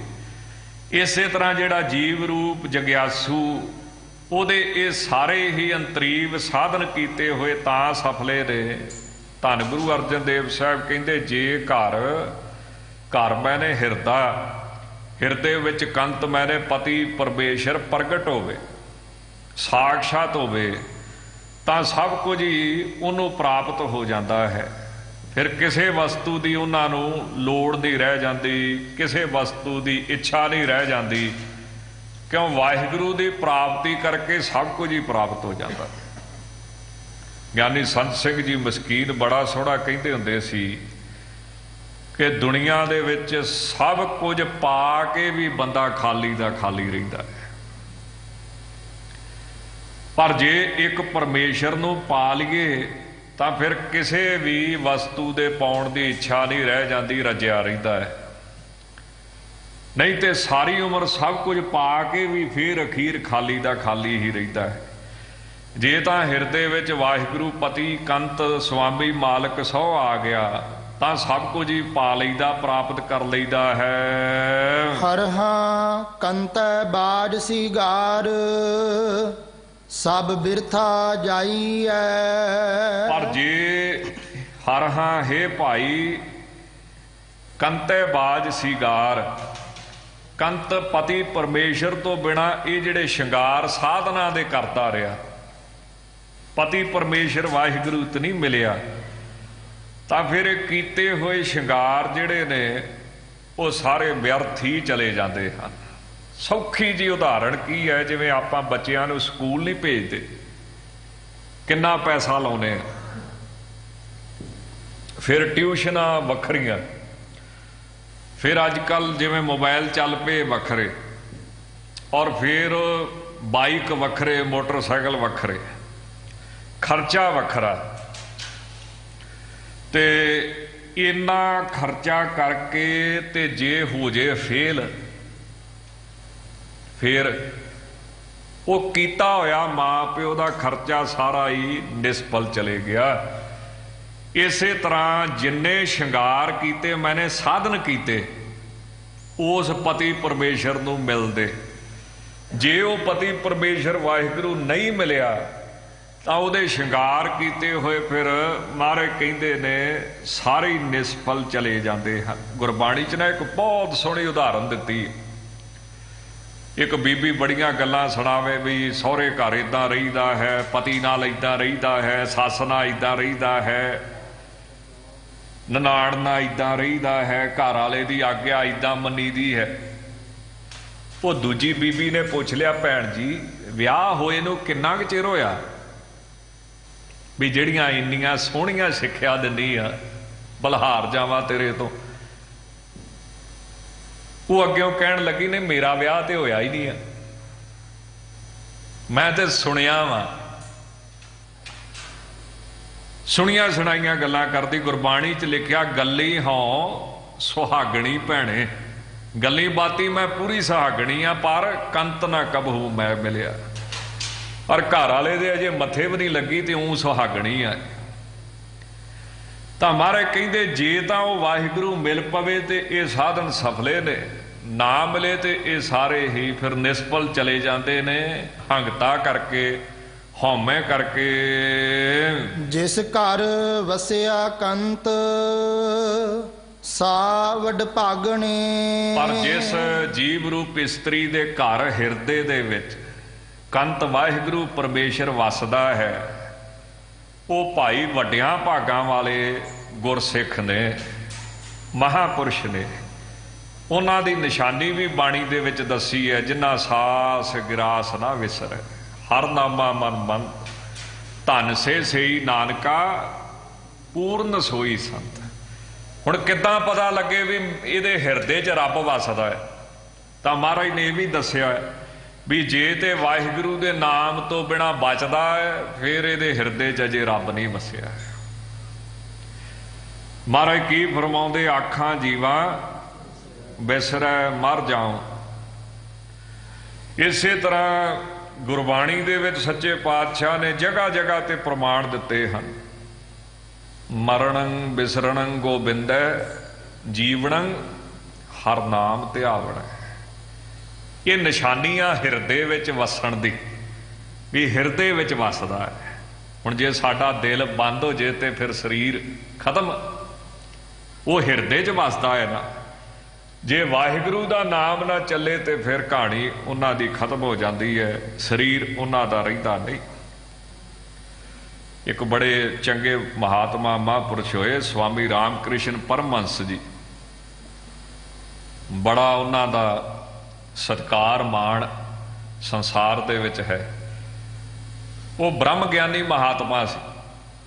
ਉਹ ਪਹੁੰਚੇ ਹੋਏ ਮਹਾਤਮਾ ਸੀ, ਜਿੱਥੇ ਪਹੁੰਚਣਾ ਸੀ ਉਹ ਪਹੁੰਚੇ ਹੋਏ ਸੀ। ਪਰ ਇੱਕ ਉਹਨਾਂ ਦਾ ਨਾ ਸ਼ੌਂਕ ਇਦਾਂ ਦਾ ਸੀ, ਕਈ ਵਾਰੀ ਸ਼ੱਕ ਪਾ ਦਿੰਦਾ ਸੀ। ਉਹ ਸ਼ੌਂਕ ਕੀ ਸੀ? ਰੋਟੀ ਦਾ। ਜਦੋਂ ਉਹਨਾਂ ਦੀ ਘਰ ਵਾਲੀ ਸ਼ਾਰਦਾ ਨੇ ਕੋਈ ਰਸੋਈ ਦੇ ਵਿੱਚ ਕੁਝ ਬਣਾਉਣਾ ਤਾਂ ਉਹਨਾਂ ਨੇ ਰਸੋਈ ਦੇ ਇਦਾਂ ਗੇੜੇ ਕੱਢਣੇ ਜਿੱਦਾਂ ਨਿੱਕਾ ਜਿਹਾ ਨਿਆਣਾ ਨਹੀਂ ਜਿੱਦ ਕਰਦਾ ਫਿਰਦਾ ਵੀ ਬਣਿਆ ਕਿ ਨਹੀਂ ਬਣਿਆ, ਦਿੰਦੀ ਨਹੀਂ ਮੈਨੂੰ ਖਾਣ ਦਿਓ। ਇੱਕ ਵਾਰੀ ਉਹਨਾਂ ਦੀ ਘਰ ਵਾਲੀ ਨੇ ਕਹਿ ਹੀ ਦਿੱਤਾ, ਤੁਸੀਂ ਤਾਂ ਨਿਆਣਿਆਂ ਵਾਂਗੂ ਕਰਦੇ ਆ, ਤੇ ਏਡੇ ਏਡੇ ਸਾਧਕ ਤੁਹਾਡੇ ਸਿੱਖ ਨੇ, ਉਹ ਕੀ ਸੋਚਣਗੇ ਵੀ ਜਿਹਨੂੰ ਅਸੀਂ ਏਡਾ ਵੱਡਾ ਸੰਤ ਮੰਨਦੇ, ਸਾਧੂ ਮੰਨਦੇ, ਉਹ ਜ਼ੁਬਾਨ ਦੇ ਸਵਾਦਾਂ 'ਚ ਹੀ ਫਸਿਆ ਪਿਆ। ਤਾਂ ਮਹਾਂਪੁਰਸ਼ ਸਨ ਹੱਸ ਪਏ।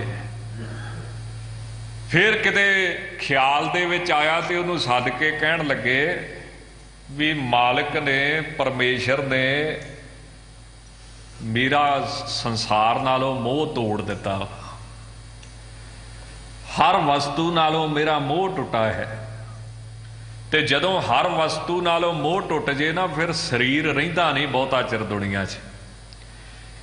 ਵਾਹਿਗੁਰੂ ਨੇ ਮੇਰੇ ਤੋਂ ਸੇਵਾ ਲੈਣੀ ਹੈ, ਇਸ ਕਰਕੇ ਥੋੜੀ ਜੀ ਅੰਸ਼ ਅਗਿਆਨ ਦੀ ਮੈਨੂੰ ਉਹਨੇ ਦਿੱਤੀ ਹੈ ਵੀ ਇਹਨੂੰ ਪਕੜ ਕੇ ਰੱਖ, ਜਿਸ ਕਰਕੇ ਦੁਨੀਆ 'ਚ ਤੇਰਾ ਸਰੀਰ ਬਣਿਆ ਰਵੇ ਤੇ ਦੁਨੀਆ ਤੇਰੇ ਤੋਂ ਸਤਸੰਗ ਦਾ ਲਾਭ ਲਵੇ, ਨਾਮ ਦਾ ਲਾਭ ਲਵੇ, ਭਗਤੀ ਦਾ ਲਾਭ ਲਵੇ। ਉਹ ਸਾਰੀਆਂ ਅੰਸ਼ਾਂ ਵਿੱਚੋਂ ਇੱਕ ਅੰਸ਼ ਮੇਰੇ ਕੋਲੇ ਰਹਿ ਗਈ ਹੈ। ਉਹ ਕੀ? ਪ੍ਰਸ਼ਾਦੇ ਦੀ। ਇਹ ਨਾ ਸਮਝੀ ਵੀ ਮੈਂ ਸਵਾਦਾਂ ਪਿੱਛੇ ਤੁਰਿਆ ਫਿਰਦਾ। ਜਿੱਦਣ ਇਹ ਵੀ ਮੇਰੇ ਮਾਲਕ ਨੇ ਮੇਰੀ ਛਡਾਤੀ ਤੇ 3 ਦਿਨਾਂ ਦੇ ਅੰਦਰ ਅੰਦਰ ਉਹ ਸੰਤ ਕਹਿਣ ਲੱਗਾ, ਤੂੰ ਦੇਖੀ ਮੇਰਾ ਸਰੀਰ ਸ਼ਾਂਤ ਹੋਊ। ਉਹ ਗੱਲ ਹੋਈ। ਇੱਕ ਦਿਨ ਫਿਰ ਆਵਾਜ਼ ਮਾਰ ਕੇ ਕਹਿੰਦੇ ਕਿ ਮੇਰੀ ਤਿਆਰੀ ਹੈ। ਉਹ ਪ੍ਰਸ਼ਾਦਾ ਲੈ ਕੇ ਆਈ ਨਾ, ਪ੍ਰਸ਼ਾਦਾ ਬੜੇ ਪ੍ਰੇਮ ਦੇ ਨਾਲ ਪਹਿਲਾਂ ਵੀ ਦੱਸਿਆ, ਕਹਿੰਦੇ ਨਹੀਂ ਖਾਣਾ। ਉਹ ਕਹਿੰਦੇ ਬੜੇ ਹੈਰਾਨ ਵੀ ਇਹ ਤਾਂ ਸਵਾਮੀ ਜੀ ਤੇ ਪ੍ਰਸ਼ਾਦੇ ਦੇ ਅੱਗੇ ਪਿੱਛੇ ਰਾਸ਼ਟੀ ਤੁਰੇ ਫਿਰਦੇ ਹੁੰਦੇ ਸੀ। ਉਹ ਕਹਿੰਦੇ ਨਹੀਂ, ਲੋੜ ਨਹੀਂ। ਤਾਂ ਫਿਰ ਸਾਰਿਆਂ ਨੂੰ ਪਤਾ ਲੱਗ ਗਿਆ ਵੀ ਹੁਣ ਇਹਨਾਂ ਦੀ ਤਿਆਰੀ, ਤੇ ਉਹ ਗੱਲ ਹੋਈ। ਤੀਜੇ ਦਿਨ ਉਹ ਸਰੀਰ ਛੱਡ ਗਏ। ਇਹੋ ਜਿਹੀ ਅਵਸਥਾ ਵਾਲੇ ਮਹਾਤਮਾ ਤਾਂ ਜਿਨ੍ਹਾਂ ਦੇ ਹਿਰਦੇ ਵਿੱਚ ਵਾਹਿਗੁਰੂ ਵਸਦਾ ਵਾ, ਉਹ ਵਾਹਿਗੁਰੂ ਤੋਂ ਬਿਨਾਂ ਕਿੱਥੇ ਰਹਿੰਦੇ ਫਿਰ? ਆਖਾਂ ਜੀਵਾ ਉਹ ਵੱਡਿਆਂ ਭਾਗਾਂ ਵਾਲੇ ਮਹਾਂਪੁਰਸ਼ ਮੰਨੇ ਜਾਂਦੇ ਹਨ। ਤਿਸ ਬਣਿਆ ਹਬ ਸੀਗਾਰ, ਸਾਈ ਸੁਹਾਗਣੇ। ਉਹਨਾਂ ਦੇ ਸ਼ਿੰਗਾਰ ਹੱਬ ਸਾਰੇ, ਸ਼ਿੰਗਾਰ ਮੈਨੇ ਸਾਧਨ ਬਣੇ ਨੇ, ਭਾਵ ਫੱਬ ਗਏ ਨੇ, ਉਹਨਾਂ ਨੂੰ ਫੱਬ ਰਹੇ ਨੇ, ਬਣ ਗਏ ਨੇ। ਤੇ ਉਹੀ ਸਾਈ, ਉਹੀ ਗੁਰਸਿੱਖ ਮਹਾਂਪੁਰਸ਼ ਸੁਹਾਗ ਪਤੀ ਪਰਮੇਸ਼ਰ ਦੇ ਮਿਲਾਪ ਦੇ ਆਨੰਦ ਵਾਲੇ ਆ। ਉਹਨਾਂ ਨੂੰ ਵਾਹਿਗੁਰੂ ਦੇ ਮਿਲਾਪ ਦਾ ਸੁਹਾਗ ਆਨੰਦ ਪ੍ਰਾਪਤ ਹੁੰਦਾ ਹੈ। ਹਉ ਸੁਤੀ ਹੋਏ ਅਚਿੰਤ, ਮਨ ਆਸ ਪੁਰਾਈਆ। ਸੱਚੇ ਪਾਤਸ਼ਾਹ ਫਰਮਾਉਂਦੇ ਨੇ ਕਿ ਅਸੀਂ ਸੁੱਤੇ ਹੋਏ ਆ ਨਿਚਿੰਤ। ਉਹਨਾਂ ਗੁਰਸਿੱਖਾਂ ਨੂੰ, ਮਹਾਂਪੁਰਸ਼ਾਂ ਨੂੰ ਨਿਰਵਿਕਲਪ ਸਮਾਧੀ ਰੂਪ ਨੀਂਦ ਪ੍ਰਾਪਤ ਹੁੰਦੀ ਹੈ, ਜਿੱਥੇ ਕੋਈ ਚਿੰਤਾ ਨਹੀਂ, ਜਿੱਥੇ ਕੋਈ ਫਿਕਰ ਨਹੀਂ, ਜਿਵੇਂ ਗੁਰਬਾਣੀ ਵਿੱਚ ਮਹਾਰਾਜ ਸੱਚੇ ਪਾਤਸ਼ਾਹ ਫਰਮਾਉਂਦੇ ਨਾ ਕਰ ਚਿੰਤ ਚਿੰਤਾ ਹੈ ਕਰਤੇ। ਉਹਨਾਂ ਦੀ ਅਵਸਥਾ ਬਹੁਤ ਸੋਹਣੀ ਸ਼੍ਰੀਮਾਨ ਭਾਈ ਸੰਤੋਖ ਸਿੰਘ ਜੀ ਨੇ ਨਾ 5ਵੀਂ ਰੁੱਤ ਦੇ ਵਿੱਚ ਗਿਆਨ ਕਾਂਡ ਦੇ ਵਿੱਚ 2 ਪੰਕਤੀਆਂ ਲਿਖੀਆਂ ਵੀ ਬ੍ਰਹਮ ਗਿਆਨੀ ਦੀ ਅਵਸਥਾ ਕਿੱਦਾਂ ਦੀ ਬਣ ਜਾਂਦੀ। ਜਿਵੇਂ ਮਹਾਰਾਜ ਕਹਿੰਦੇ ਨਾ ਹਉ ਸੁੱਤੀ ਹੋਏ ਅਚਿੰਤ ਮਨ ਆਸ ਪੁਰਾਈਆ। ਉਹ ਅਚਿੰਤ ਹੋ ਕੇ ਸੌਂਦੇ ਨੇ, ਨਿਰਵਿਕਲਪ ਸਮਾਧੀ 'ਚ ਟਿਕੇ ਰਹਿੰਦੇ ਹਨ, ਜਿੱਥੇ ਕੋਈ ਕਲਪਨਾ ਹੀ ਨਹੀਂ, ਜਿੱਥੇ ਕੋਈ ਫੁਰਦਾ ਹੀ ਨਹੀਂ। ਅਫੁਰ ਜਿਹਨੂੰ ਮਹਾਰਾਜ ਕਹਿੰਦੇ ਅੰਤਰ ਸੁਨੰਗ ਬਾਹਰ ਸੁਨੰਗ, ਤ੍ਰਿਭਵਨ ਸੁਨ ਮਸੁਨੰਗ ਚੌਥੇ ਸੁਨੇ ਜੋ ਨਰ ਜਾਣੇ ਤਾ ਕੋ ਪਾਪ ਨਾ ਪੁੰਨੰਗ। ਐਸੀ ਅਵਸਥਾ ਵਿੱਚ ਉਹ ਖੇਡਦੇ। ਤਾਂ ਸ਼੍ਰੀਮਾਨ ਭਾਈ ਸੰਤੋਖ ਸਿੰਘ ਜੀ ਮਹਾਰਾਜ ਬੜਾ ਸੁੰਦਰ ਲਿਖਦੇ ਨੇ ਗਿਆਨ ਕਾਂਡ 5ਵੀਂ ਰੁੱਤ। ਉਹ ਲਿਖਦੇ ਨੇ ਕਿ ਆਪਣੇ ਬੇਦਾ ਮਾਤਾ ਮਾਤਾ ਪਿਤਾ ਪਿਤਾ 3 ਸ਼ਬਦ ਲਿਖੇ ਉਹਨਾਂ ਨੇ। ਜਿੱਥੇ ਬੇਦਾ ਤੇ ਬੇਦਾ ਵਿੱਚੋਂ ਐੜਾ ਨਿਕਲਿਆ ਬੇਦ ਅਬੇਦ, ਮਾਤਾ ਮਾਤਾ ਮਾਤਾ ਤੇ ਆ ਮਾਤਾ, ਪਿਤਾ ਪਿਤਾ ਵਿੱਚੋਂ ਐੜਾ ਨਿਕਲਿਆ ਫਿਰ ਪਿਤਾ ਤੇ ਆ ਪਿਤਾ। ਬੇਦਾ ਬੇਦ ਮਤਲਬ ਜਾਣਨਾ ਤੇ ਆ ਬੇਦ ਮੈਨੇ ਨਾ ਜਾਣਨਾ। ਉਹ ਅਵਸਥਾ ਜਿੱਥੇ ਜਾ ਕੇ ਨਾ ਕੁਝ ਜਾਣਨਾ ਰਹਿ ਜਾਂਦਾ ਹੈ ਤੇ ਨਾ ਕੁਝ ਨਾ ਜਾਣਨਾ ਰਹਿ ਜਾਂਦਾ ਹੈ। ਜਿੱਥੇ ਪਹੁੰਚਣਾ ਸੀ ਪਹੁੰਚ ਗਏ। ਹੁਣ ਨਾ ਉਹਨਾਂ ਨੇ ਕਿਤੇ ਜਾਣਾ ਹੀ ਆ ਤੇ ਨਾ ਉਹਨਾਂ ਨੇ ਕਿਤੇ ਨਹੀਂ ਜਾਣਾ। ਇਹ ਗੱਲ ਬੜੀ ਬਰੀਕ ਜੀ ਹੈ ਸਮਝਣ ਵਾਸਤੇ। ਜੇ ਤਾਂ ਕੋਈ ਚੀਜ਼ ਉੱਥੇ ਉਹਨਾਂ ਕੋਲੇ ਹੋਵੇ ਕੋਈ ਫਿਕਰ ਨਹੀਂ, ਕੋਈ ਟੈਨਸ਼ਨ ਨਹੀਂ, ਕੋਈ ਮੋਹ ਨਹੀਂ, ਤੇ ਜੇ ਨਾ ਹੋਵੇ ਤੇ ਤਾਂ ਵੀ ਕੋਈ ਗੱਲ ਨਹੀਂ। ਜੇ ਹੈ ਤੇ ਤਾਂ ਵੀ ਕੋਈ ਗੱਲ ਨਹੀਂ, ਤੇ ਜੇ ਨਹੀਂ ਹੈ ਤੇ ਤਾਂ ਵੀ ਕੋਈ ਗੱਲ ਨਹੀਂ ਹੋਈ। ਤੇ ਸਾਡਾ ਹਾਲ ਕੀ ਹੁੰਦਾ ਵਾ, ਜੇ ਹੈਗੀ ਆ ਤੇ ਫਿਰ ਮੋਹ ਇਹ ਹੁਣ ਜਾਵੇ ਨਾ ਸਾਡੇ ਕੋਲੇ, ਇਹ ਸਾਡੇ ਪਾਸ ਹੀ ਰਵੇ। ਤੇ ਨਹੀਂ ਹੈਗੀ ਕੋਈ ਵਸਤੂ, ਮੰਨ ਲਓ ਪੈਸਾ ਹੀ ਆ, ਜੇ ਹੈਗਾ ਤੇ ਲਾਲਚ, ਤੇ ਨਹੀਂ ਹੈਗਾ ਤੇ ਫਿਰ ਸਾਡੀਆਂ ਲੇਲੜੀਆਂ ਨਿਕਲਦੀਆਂ ਮਾਇਆ ਦੇ ਪਿੱਛੇ। ਫਿਰ ਰੋਟੀਆਂ ਕਾਰਨ ਪੂਰੇ ਹਤਾਲ ਆਪ ਪਛਾੜੇ ਧਰਤੀ ਨਾਲ। ਮਾਇਆ ਦੇ ਪਿੱਛੇ ਫਿਰ ਬੰਦਾ ਨੱਚਦਾ ਹੈ। ਗਿਆਨਵਾਨ ਦੀ ਅਵਸਥਾ ਕੀ, ਜਿਹਨੂੰ ਪਰਮੇਸ਼ਰ ਮਿਲ ਗਿਆ ਉਹਦੇ ਵਾਸਤੇ ਹੋਣਾ ਜਾਂ ਨਾ ਹੋਣਾ ਉਹਦੇ ਤੇ ਕੋਈ ਅਸਰ ਨਹੀਂ। ਭਾਵੇਂ ਆ ਜਾਵੇ ਤੇ ਭਾਵੇਂ ਚਲਿਆ ਜਾਵੇ, ਉਹਨਾਂ ਦੀ ਸੁਰਤੀ ਬਿਰਤੀ ਤੇ ਕੋਈ ਫਰਕ ਜਿਹੜਾ ਹੈ ਉਹ ਪੈਂਦਾ ਨਹੀਂ। ਐਸੀ ਨਿਰਵਿਕਲਪ ਅਵਸਥਾ ਦੇ ਵਿੱਚ ਉਹ ਨਿਚਿੰਤ ਰਹਿੰਦੇ ਹਨ। ਮਨ ਆਸ ਪੁਰਾਈਆ। ਜਿਵੇਂ ਧੰਨ ਗੁਰੂ ਨਾਨਕ ਦੇਵ ਸਾਹਿਬ ਸੱਚੇ ਪਾਤਸ਼ਾਹ, ਉਹਨਾਂ ਪਾਸ ਕੋਈ ਸੱਜਣ ਆਇਆ, ਕਹਿੰਦਾ ਮਹਾਰਾਜ ਗ੍ਰਸਤੀ ਬਣਾ, ਸਾਧ ਬਣਾ ਕਿ ਸਿੱਖ ਬਣਾ। ਦੇਖੋ ਕਮਾਲ ਦਾ ਸਵਾਲ। ਮਹਾਰਾਜ ਨੇ ਫਿਰ ਉਹਨੂੰ ਆਖਿਆ ਵੀ ਤੂੰ ਐ ਕਰ, ਤੈਨੂੰ ਤਿੰਨੇ ਹੀ ਵਿਖਾ ਦਿੰਨੇ ਆ, ਜੋ ਬਣਨਾ ਬਣ ਜਾ। ਕਿਉਂ ਇਹ ਵੀ ਤੇ ਇੱਕ ਹੰਗਤਾ ਨਾ, ਮੈਂ ਗ੍ਰਸਤੀ ਬਣਾ, ਸਿੱਖ ਬਣਾ ਕਿ ਆਪਣੇ ਸਾਧ ਬਣਾ ਕੇ ਸਿੱਖ ਬਣਾ। ਮਹਾਰਾਜ ਨੇ ਪਹਿਲਾਂ ਗ੍ਰਸਤੀ ਦਿਖਾਇਆ, ਗ੍ਰਸਤੀ ਕਿੱਦਾਂ ਦਾ ਹੁੰਦਾ ਹੈ। ਜਦੋਂ ਗ੍ਰਸਤੀ ਦਾ ਜੀਵਨ ਦੇਖਿਆ ਨਾ ਤੇ ਕੰਨਾਂ ਨੂੰ ਹੱਥ ਲੱਗ ਕੇ ਕਹਿੰਦਾ ਮੈਂ ਤਾਂ ਨਹੀਂ ਬਣ ਸਕਦਾ। ਫਿਰ ਮਹਾਰਾਜ ਨੇ ਸਾਧ ਵਿਖਾਇਆ ਵੀ ਸਾਧ ਕਿੱਦਾਂ ਦਾ ਹੁੰਦਾ ਹੈ। ਕੋਈ ਸਾਧੂ ਸੀ ਦਰਖਤ ਥੱਲੇ ਬੈਠਾ, ਕੋਈ ਸੱਜਣ ਆਇਆ ਸੁੰਦਰ, ਉਹਨੇ ਪੁਸ਼ਾਕਾ ਹਾਜ਼ਰ ਕੀਤਾ, ਮਾਇਆ ਹਾਜ਼ਰ ਕੀਤੀ, ਸਾਧੂ ਜਾਣ ਕੇ ਅੱਗੇ ਰੱਖਤਾ ਸਾਰਾ ਕੁਝ। ਉਹਨੇ ਨਹੀਂ ਅੱਖਾਂ ਖੋਲ ਕੇ ਵੇਖਿਆ ਵੀ ਕਿੰਨੇ ਪੈਸੇ ਮੇਰੇ ਅੱਗੇ ਰੱਖਿਆ ਵਾ ਤੇ ਕਿਹੜੇ ਕੱਪੜੇ ਰੱਖਿਆ। ਅੱਛਾ ਦੂਜਾ ਬੰਦਾ ਆਇਆ, ਉਹਨੇ ਉਹ ਕੱਪੜਾ ਵੀ ਚੁੱਕਿਆ, ਪੈਸੇ ਵੀ ਚੁੱਕੇ, ਉਹਨੇ ਨਹੀਂ ਅੱਖਾਂ ਖੋਲ ਕੇ ਉਹਦਾ ਹੱਥ ਫੜਿਆ ਵੀ ਕਿੱਥੇ ਲੈ ਕੇ ਚੱਲਿਆ। ਜਿਵੇਂ ਆਇਆ ਉਵੇਂ ਗਿਆ। ਜਿੰਨਾ ਚਿਰ ਉਹਦੇ ਸਾਹਮਣੇ ਪਿਆ ਰਿਹਾ ਉਹਦੇ ਤਾਂ ਵੀ ਅਸਰ ਨਹੀਂ, ਤੇ ਜਦੋਂ ਕੋਈ ਚੋਕੇ ਲੈ ਗਿਆ ਉਹਦੇ ਤਾਂ ਵੀ ਅਸਰ ਨਹੀਂ। ਆਉਣ ਦਾ ਹਰਖ ਨਹੀਂ, ਜਾਣ ਦਾ ਸੋਕ ਨਹੀਂ। ਇਹ ਕੀ ਹੁੰਦੇ ਨੇ? ਨਿਰਵਿਕਲਪ ਅਵਸਥਾ ਵਾਲੇ ਗੁਰਸਿੱਖ ਮਹਾਤਮਾ। ਇਸੇ ਤਰ੍ਹਾਂ ਫਿਰ ਮਹਾਰਾਜ ਨੇ ਸਿੱਖ ਵਿਖਾਇਆ ਜੀ। ਸਿੱਖ ਕਿੱਦਾਂ ਦਾ ਹੁੰਦਾ? ਸਤਿਗੁਰੂ ਜੀ ਨੇ ਹੁਕਮਨਾਮਾ ਭੇਜਿਆ ਵੀ ਇੰਨੇ ਪੈਸੇ ਚਾਹੀਦੇ ਆ। ਉਹ ਗਰੀਬ ਸੀ, ਉਹ ਤੋਂ ਹੈ ਨਹੀਂ ਸੀ। ਉਹਨੇ ਉਹ ਸਿੱਖ ਨੂੰ ਆਖਿਆ ਜਿਹੜਾ ਕਹਿੰਦਾ ਸੀ ਮੈਂ ਗ੍ਰਸਤੀ ਬਣਾ, ਸਾਧ ਬਣਾ ਕੇ ਸਿੱਖ ਬਣਾ, ਉਹਨੂੰ ਫਿਰ ਉਹਨੇ ਆਖਿਆ ਤੂੰ ਘਰੇ ਬਹਿ। ਉਹਨੇ ਫਿਰ ਆਪਣੀ ਲੜਕੀ ਵੇਚੀ ਕਿਸੇ ਸ਼ਾਹੂਕਾਰ ਦੇ ਵੀ ਇਹ ਤੇਰੇ ਮੁਫਤ 'ਚ 1 ਸਾਲ 2 ਸਾਲ ਰਸੋਈ ਦਾ ਕੰਮ, ਕੱਪੜਿਆਂ ਧੋਣ ਦਾ ਕੰਮ, ਪੋਚੇ ਦਾ ਕੰਮ ਕਰਿਆ ਕਰੂਗੀ। ਤੇ ਉਹਨੇ ਆਖਿਆ ਵੀ ਤੂੰ ਤੇ ਬੰਦਾ ਬੜਾ ਚੰਗਾ ਵਾ, ਇੱਦਾਂ ਦਾ ਤੇ ਹੈ ਨਹੀਂ ਹੈ, ਪਰ ਕੀ ਗੱਲ ਹੈ? ਕਹਿੰਦਾ ਮੇਰੇ ਗੁਰੂ ਦਾ ਹੁਕਮ ਆ ਗਿਆ ਵੀ ਇੰਨੇ 100 ਰੁਪਏ ਭੇਜ। ਫਿਰ ਆਪਣੀ ਘਰ ਵਾਲੀ ਵੇਚੀ ਤੇ ਉਹ ਪੈਸੇ ਲਿਆ ਕੇ ਹੱਥ ਤੇ ਰੱਖ ਕੇ ਤੇ ਨਾਲੇ ਹੱਥ ਜੋੜ ਕੇ ਕਿਹਾ ਮੇਰੇ ਤੋਂ ਬਹੁਤੀ ਸੇਵਾ ਨਹੀਂ ਹੋ ਸਕੀ, ਇਹ ਤਨ ਮਨ ਧਨ ਸਭ ਸਤਿਗੁਰੂ ਦਾ ਹੈ।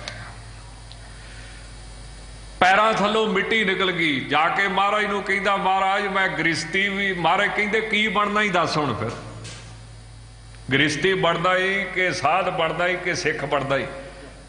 ਹੱਥ ਜੁੜ ਕੇ ਕਹਿੰਦਾ ਸੱਚੇ ਪਾਤਸ਼ਾਹ ਇਹੀ ਤੇ ਮੇਰੀ ਮੂਰਖਤਾ ਵਾ, ਮੈਂ ਆਪੇ ਕੁਝ ਵੀ ਨਹੀਂ ਬਣ ਸਕਦਾ, ਜੇ ਤੁਸੀਂ ਕਿਰਪਾ ਕਰੋ ਤੇ ਫਿਰ ਬਣ ਸਕਦਾ, ਆਪਣੇ ਆਪ ਬੰਦਾ ਕੀ ਬਣ ਸਕਦਾ ਹੈ।